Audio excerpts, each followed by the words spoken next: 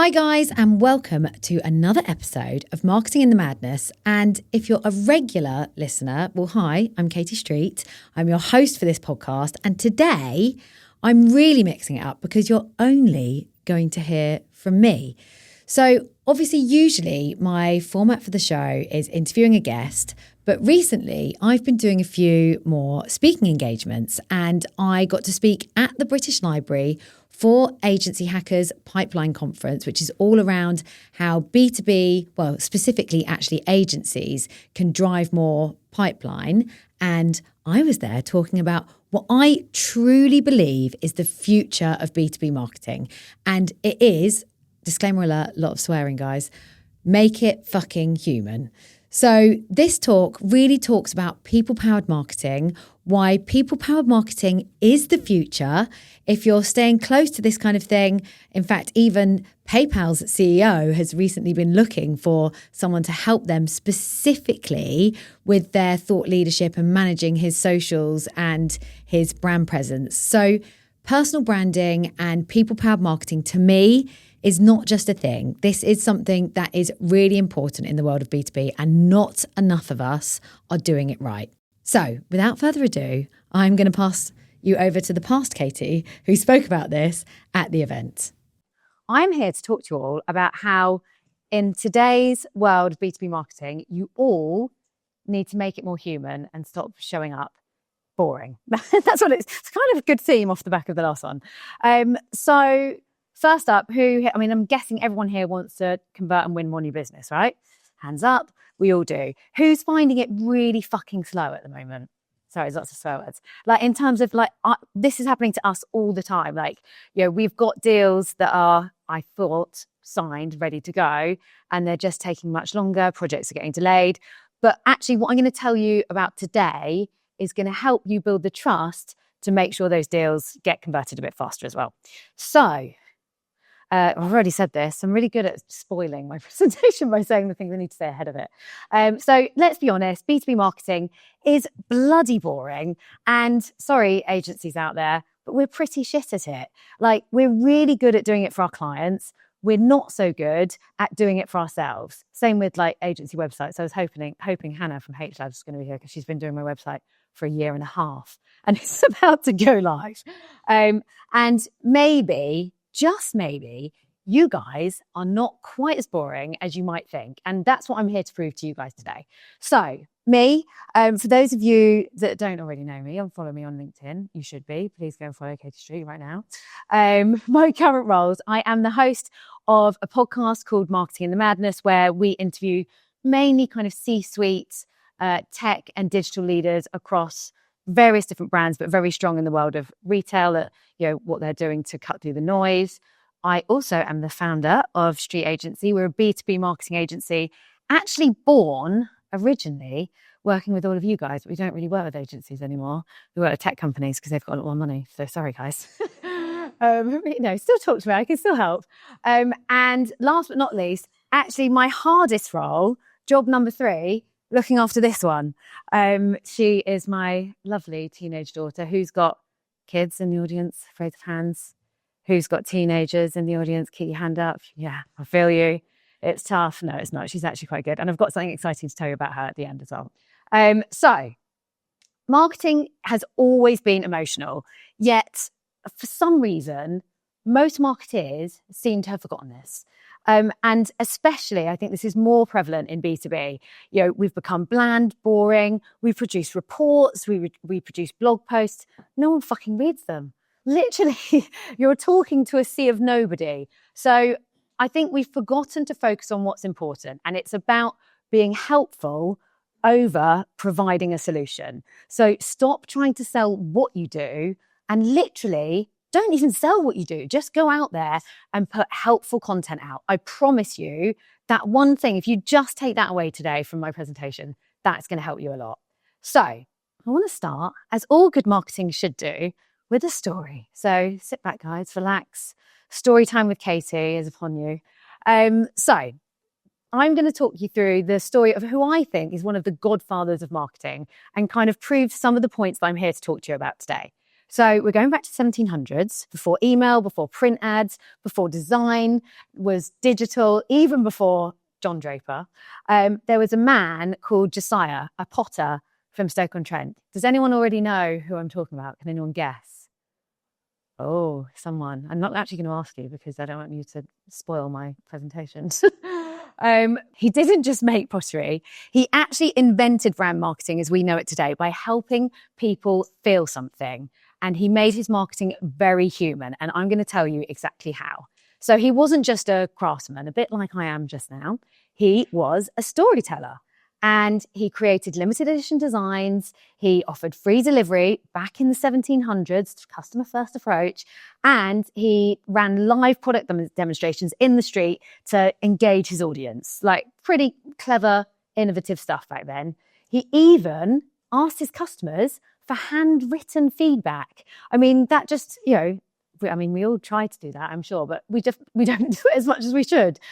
Based on what people actually wanted. And then he improved his products based on that feedback. Basic, but pretty damn good. And the best bit, when Queen Charlotte, I think it was Queen Charlotte, it says Elizabeth II down here, so I might have got this wrong. But anyway, Queen Charlotte or Queen Elizabeth, it's one of the queens, whoever was around in the 1700s, someone who's better at history than me will know. He didn't just say thank you to her, he rebranded the range that she bought, Queenswear, and positioned it as fit for royalty, making you lot, the commoners, feel a little bit more royal too. So he created desire, belonging, emotional connection by helping people express who they were, who they wanted to be, and who they inspired to be. Can you guess who he is yet? Any guesses to the audience? Anyone want to shout it out? Very, very famous. Yes. Josiah Wedgwood. Well done, guys. You know your history. He did. I think for me, he's a really good example of the things that we sometimes forget to do in marketing, which are so bloody obvious. All of it should sound pretty bloody familiar. Influencer endorsement from the Queen. I mean, you can't get much better than that, can you? Let's be honest. Luxury positioning, customer insight-led product development, referrals and word of mouth strategy, and in real life content and experiences, creating the pottery in the street with his customers watching. Really, really, again, basic in a way, but clever stuff that we should all remember today. So yeah, this is where I believe human-led, marketing really began. And he's a really good story to remember. But for some reason, over the past few years, we have got a little bit lost. And now, in a world of AI robots, yes, you guys, the robots coming, you've done, that's an event that you guys have done, isn't it? There you go. They are coming. And I fucking love AI, by the way. I am not telling you I don't use it. I use it every fucking day. In fact, I used it a lot to make this presentation. But being human and remembering Josiah's story, I honestly think is more important than ever, because in a world of fucking sea of sameness, and unless you're really using your AI tools in the right way to create your content, you are going to become nobody. The only thing that I think is real that we can all trust is that in-person connection. And that for me, therefore, means video and event experiences become the top way for you to connect. So I can't replace, and this is what you guys need to remember, trust. Your customers aren't going to trust robots and written content by ChatGPT. I can see everyone's content on LinkedIn because I use ChatGPT. I can see when someone's written something by ChatGPT, and we're all going to get wiser to that over time. You can't replace vulnerability. You can't replace, do you know what, this is a really interesting one, energy and empathy, but actually enthusiasm. Like, robots can't get excited. They can, my chat does sometimes get a little bit excited when he's talking to me. He's like, hey, babe, I love that idea. I'm like, oh, thanks, chat.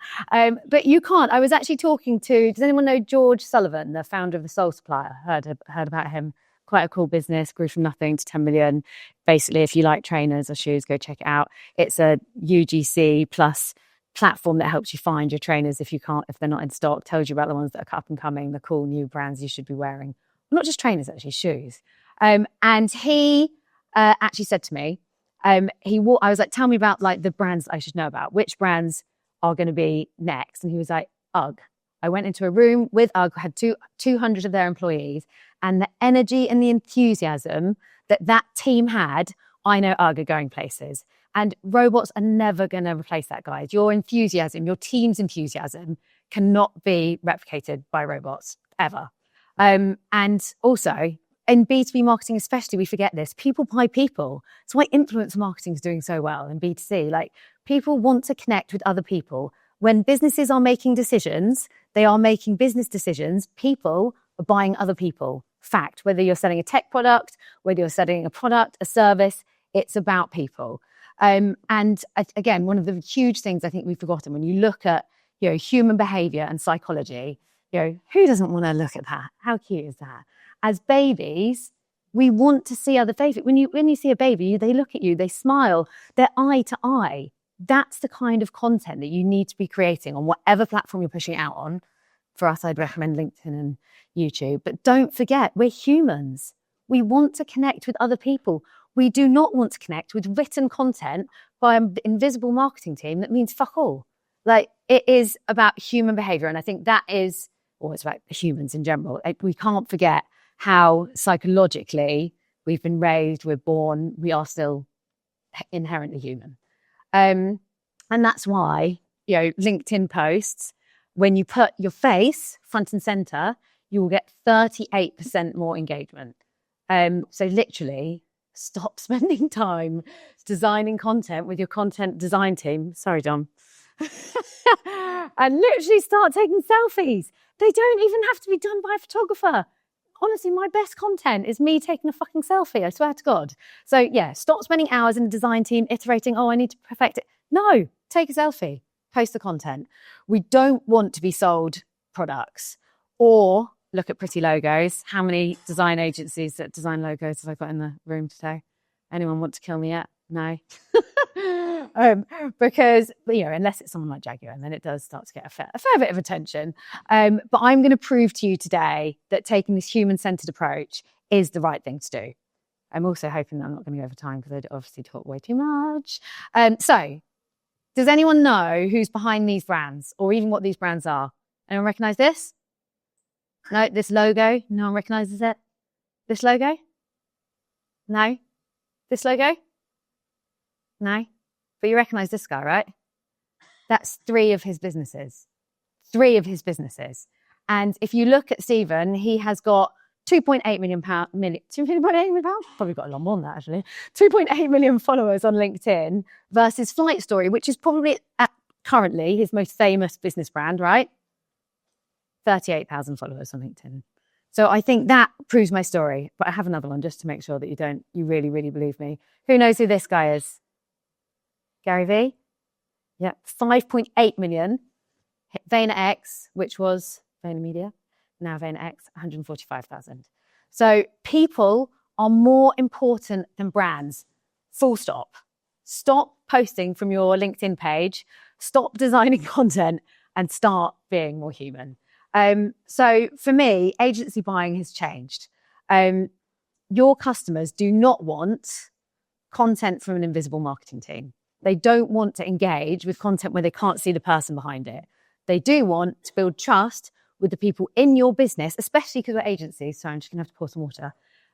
Especially because we're agencies, they want to build trust with the people that they're going to be working with, and they want to know who they're going to be working with. So how do they find that? Well, there's two platforms I think you guys need to focus on. Number one, and it's how my business has really grown. We actually did, in a really tough market, our best revenue, our best turnover ever, our year end, which ended out end of May, because I've really invested in the last year or two in LinkedIn. So content on LinkedIn, absolutely hands down.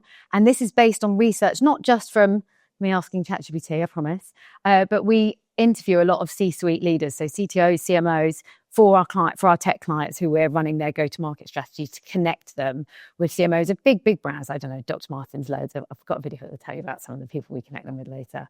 LinkedIn comes up as one of the top priorities where they go to find their agency or tech partners. Number two, YouTube. So if you're not putting human-centered video content on those platforms, you're behind. Literally, you're behind. And yeah, like I said, we're doing this. I've got, if you can all follow me, you're going to get me closer to my goal it's my birthday in 2 weeks and I really want to hit 20,000 followers and I'm like 200 off. So if you could all go follow Katie Street, that would really help me. And I promise to connect with you all. But it's not just about me. I think what we're doing at Street now is, it is all that lovely video-centered content, which is really focused on me. But also, we're now pulling the team in as well. So it's not just about me. It's about all of our voices, the value all of us add to our customers and making the whole team visible and real. So in my opinion, if you're not doing this, you're either building trust before they speak to you. So when I'm in the room against my competitors, because they've been following my content, they know me. They already feel like they know me. People come up to me in the street and they're like, Katie. And then they're like, oh, no, sorry, you don't know me. Who do you? Like they've already built that trust with me. I've already earned that advocacy from them because they feel like they know me because they've been following my content because I'm talking just like I am now on video on all my content. And if you're not, you're going to be losing your catch to someone else that is. And I honestly, truly believe that. We're at the beginning of this. But if you don't start to take this approach, I do believe you're going to get lost in a sea of sameness and noise from ChatGPT. So, going to just delve into a little bit of insight and research. So, up to 40% of deals mainly fall through because of fear. Whether your clients tell you that or not, or why they chose the other people, decision making is very much built on trust and advocacy and making the right decisions so they don't get fired, right? So how are you going to do that? Well, I can tell you what your buyers don't need. They don't need more yawn-worthy marketing content from the marketing team. They absolutely don't need that. They're faced with it all the time. It doesn't connect. It's not going to stop them in the scroll. They see it all the time, unless it's really, sometimes it does work, but unless there's a really strong hook, you'll know it yourself in the content you're engaging with. They just don't need that. It's boring. And especially, sorry, I did put this in because there's agencies in the room. Blog posts. Stop writing. Great for SEO, but SEO is changing. How we search and find partners is changing. They're not going to Google. They're going to LinkedIn and YouTube. So stop creating blog posts that sit on your website that are not anything to do with LinkedIn. If you're going to do a blog post, put it on LinkedIn. That would be my only bit of advice. What they do need is they need confidence that you are the right choice. So what is going to give them the confidence to buy you? Well, this is from the LinkedIn buyability report, which was recently released at Cannes Lions. I was there, very lucky me. And there are 5 emotions of buyability that I believe you guys need to dial into. Number 1, they need to feel confident that what you're proposing is going to work. 2, the buying process is simple. I think Ryan Hall is in the audience somewhere. Taught me this about having productizing your offering as an agency. Make it easy for people to buy you. Don't make it every single proposal is bespoke because it's too hard. And their team agrees. Don't just aim your marketing at one person. I think the current stats are 6.2 people are in the decision making process. So let's just round that up to 7. I can manage the downsides. So if something goes wrong, they can back you. And defend the decision if it goes wrong. So, biggest decision-making driver is trust plus similarity. That's what they want to see. They want to feel like they're like you, that they're going to get on with you, that there's similarities, and that they can trust you to do the job. And 88% of B2B buyers say trust in your employees influences their purchase decision. So are you putting your team front and center? Because if you're not getting videos of your team and putting your team out there, how are they going to buy you? 88% of the people say they need to have earned that trust before they buy you. Viewers retain 95% of a message when they watch it on video versus 10% when they read it. For me, that is staggering. Content featuring your employees gets 8 to 10 more times engagement than branded content. So stop fucking posting from your LinkedIn business page. I'm literally telling you. Stop posting from your business page. We do it sometimes, but it's much more valuable for me to get my team to post the content because people want to engage with people. They don't want to engage with a business. They want to engage with people. Peer recommendations. So if you can get recommendations from other people in your industry, means 3 times more. You're going to be 3 times more influential. Get your clients on video. Similar case studies. So something that's similar to what they're doing. 4 times more persuasive. Again, get your clients on video. I'm just going to give you a few tips as well. LinkedIn has changed. I'm sure mean, bloody hell, I am on that platform every day and the algorithm is evolving constantly. I'm just going to pick out some of the things that you might find helpful. So what's working now? The content formula we use at Street: insightful carousels, personal photos, eyes to camera, in on the face as close as you can, and the same to camera video. That's it. And that's where you'll get the results that you need. Video content is the best for trust and conversion because it's the only thing that's real. I mean, you can get AI videos, but they're pretty fucking obvious. We were trying to work out some yesterday, weren't we? Granny spills on Instagram. I'm obsessed. So yeah, video content is best for trust and conversion. Long conversational posts versus short, snappy posts. Now, one of my marketing team used to be like, Katie, you've posted too long. No, it increases dwell time. You want to write your content over 1,500 to 2,000 characters. That is how content performs the best, because when it's longer to read, dwell time is longer, the algorithm likes it, so make sure that you do that. And don't fucking post and ghost. Like, this does my head in. People post, they don't respond to the people that are commenting on their posts. They don't engage with other people's content. The top 5% people on LinkedIn do comment 150 plus times on a week on other people's content and their own content. 150. So stop posting and ghosting. If you're going to put time into this, put time in properly. I'm going to fly through this because, yeah, in my opinion, EGC is the new UGC. Who knows what EGC is? Employee generated content is replaced, especially in our industry. UGC is much harder for us to get. EGC is the new UGC. And I'm going to skip past this because we can't put a video because we don't have time. Tools and hacks. So very quick, shoot 30 to 60 talking head videos on your phone without, and you can just do, it doesn't have to be major. Like actually LinkedIn and Adobe had a suite at Cannes and you put your phone in a ring light in a room. It was that basic. And then you obviously had a little DJI mic like this. That's it. That's all you need to get started, guys. There's no excuses. Use Adobe Premiere, Riverside, CapCut, Opus Clip, subtitle, edit. So freaking easy now. There is literally no excuses. Record your ideas in your car. Get ChatGPT to help you put your content pillars in. Obviously, teach it your tone of voice. I can talk to you about that later if you are interested. And make sure, don't just post it. We use some really clever platforms like Meet Alfred and Sales Navigator linked together to make sure we're getting that content in front of the people that we want to get it in front of. Not just paid. We are doing some paid stuff at the moment. But yeah, this is the way to go, guys. So it's not about going viral. It's about being consistent and being seen by the people that you need to be seen by. Last little bits. I can hear you thinking, you don't want to be too salesy. I know it feels vain. I mean, look at me. Fucking hell, I didn't think I'd be doing this a few years ago. Stood on stage with a massive picture of myself up there. But it feels vain. It feels awkward. When I started doing this, I hated it. I cringed every time I saw myself, couldn't listen to the podcast. I'm so used to it now. It doesn't faze me at all. So yeah, you might think some of these things. Watching myself makes me cringe. The truth, if you're not posting, if you're not sharing what you do, how you can help people, you are invisible. So yeah, that's it for today. Just fucking do it. Over to you guys. Be brave, be useful, be seen. Sorry, nearly. Be more Josiah. Make it fucking human.